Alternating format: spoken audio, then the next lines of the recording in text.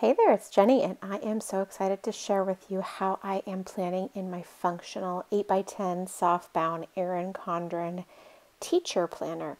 This one is undated. I picked it up this past summer at Target, and you can see I have my sticky notes that I use to pre-plan, and I'm going to add some stickers across the top with the days of the week.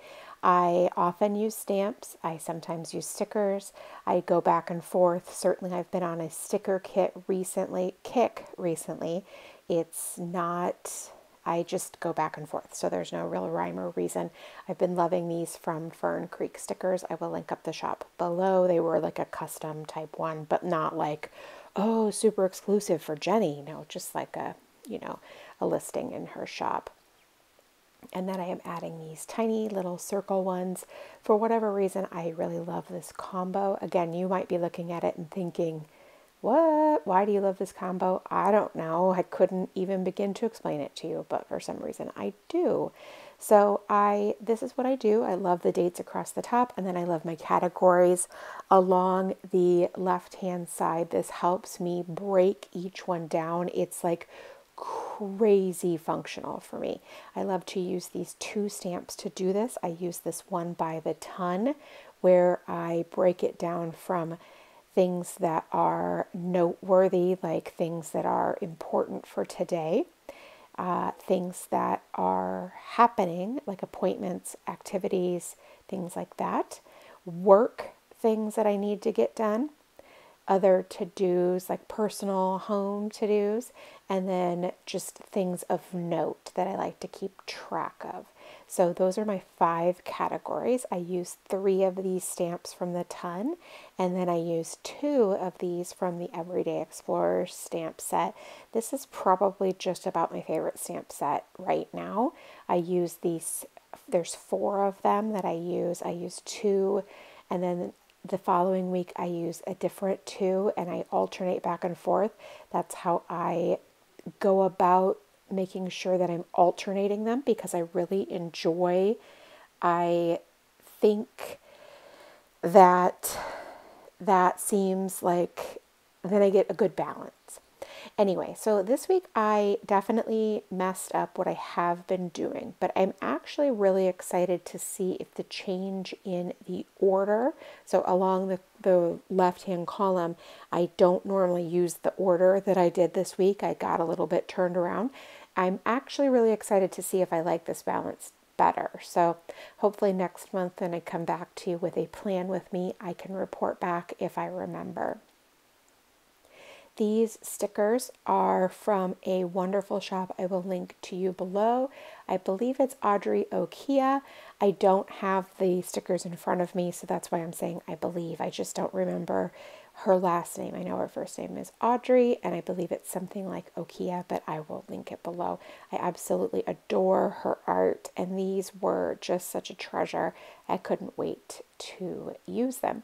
So I'm laying them all out because I know I want to create 3 clusters, and I just want to make sure that I find the perfect stickers to use in those 3 clusters. And you know that that's very unusual for me. I'm not usually too bothered by if I think things are perfect or not, but because I adore these so much, I just want to make sure that I get it right, which probably seems kind of weird too, but whatever. I'm okay with that. So I'm going through and I'm removing the ones that I know that I don't want to use right now. Either they're too big, they're not my thing, I don't really want to, like it's just not going to work right now for my 3 decorative clusters at the beginning. Now, because of the way that I use this planner, some stickers are they're just too big. Like this is the most functional planner ever. Like I don't even use box stickers in this planner because of how much stuff I write. Like literally, I write so much stuff in here. So I don't use box stickers. I just use my pen directly on the page. I use mild liners to make things stand out, for color coding, things of that nature. So I do still use my 3 decorative elements to create a decorative a visual triangle, But that's it. So I am definitely taking note. Now you see that trio of leaves on the right hand side is quite large, and that's because over there on that Sunday piece, I don't usually have plans on Sundays. Like I mean sometimes I might have like a thing or two, but I don't create lists and I don't have work things and stuff like that. So I could maybe, go a little crazy on Sunday. So that's why I could use one big element over on Sunday. But the rest of the time I have to be a little bit more cognizant because I don't know what types of things are going to creep up during the week. Now, for example, next week being Thanksgiving, I might have more room because, there's not going to be as many practices and stuff like that. So I think you get what I'm saying, though, about because this planner is so much function and I am really keeping track of all of the things in here. There's just not as much room for huge decorative items. I think there is a lot of decorative stuff at the end of the week, but at the beginning of the week, I try to be judicial about how much I add. So I'm adding in the upper left-hand corner this little cluster, and it looks like there's falling leaves and like an acorn that's fallen as well.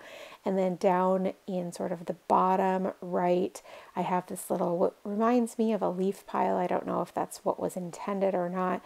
And then these little leaves that I feel like are floating to the ground to the leaf pile. And then that big decorative leaf cluster that will go on Sunday, and that will conclude the decorative triangle. And then if you'll recall, if you took like a pencil and you drew 3 straight lines in between the 3 different clusters, you would get a triangle, and that's where the term visual triangle comes from. It's a very popular and common phrase in scrapbooking and something to definitely consider, and it's absolutely been a huge part of my decorative planning, my memory planning, and all of my my paper crafting. Now I wanted to go through my mild liners and my clean color dot markers to find the colors that I wanted to use for this week. I wanted to kind of shake it up a little bit, not shake it up in terms of like, oh, go crazy and use a wide variety of different colors or anything, but I wanted to use a variety of colors. So not use like, oh, these are new and different, but just use different colors throughout the week. So I actually am really excited about using the brown, which is probably weird that I'm excited about brown, but I am excited about brown because it's not a color I use very often, and I love doing new and different things. So I'm just going to start writing out my plans, the things that I know that I have to do. I use the mild liner to highlight plans, activities, appointments that I know that I will be going to. So for example, if there's one that is basketball practice, I'm not actually attending the basketball practice, but I am driving my son to and from the basketball practice. The others, for example, my other son's work schedule or class schedule, I include it here because I like to know when he's coming and going. And I also like to include his work schedule because he works in the evenings, and I like to know that for my meal planning. Would I have to keep track of it? Absolutely not. He's an adult. He keeps track of those things himself. I like to keep track of them, as I said, for meal planning and for knowing when he comes and he goes. And to be perfectly honest, for those of you who have had young adult children or remember being young adults yourselves, so that he's not annoyed at me that I don't remember when he's working. I told you, Mom, I'm working, blah, blah, blah. Okay, see, I have it written down here. So that is one of the reasons why I like to include those things. Mostly it's because I know when he comes and goes and for my meal planning purposes. So that is why I include these things here, and that's why I make the distinctions with the mild liners, so that I know where, okay, with just a quick glance, okay, this is where I'm going to be responsible for coming and going on these days. I obviously also include my own appointments and activities. However, some weeks, like this particular week, I don't actually have any of those for myself. And so there aren't any of those. There's just my son's. So now I'm going to use this incredibly old stamp, Sweet Stamp Shop stamp, to notate my husband going out of town for the weekend. So I'm just using the big airplane stamp to notate that he's leaving, and then another one to notate when he comes back, and just putting that down right there. So you can see, like at the top, those are the important things, like, okay, these are important notices. It's kind of where I check first, like what's the important thing for today. And then the next box down is like things to do. So for example, like, oh, if I need to wash the sheets, or if I need to do a Target pickup, those are my to-dos. The next box down is the appointments, the activities. And then the next box is my work things that I need to get done for the day. I don't usually have any. I mean, I might have a work phone call a couple of times a week, but those are the only appointments. And then at the bottom, they're just notes. They often are things I watched or things like that, but I like to keep track of those.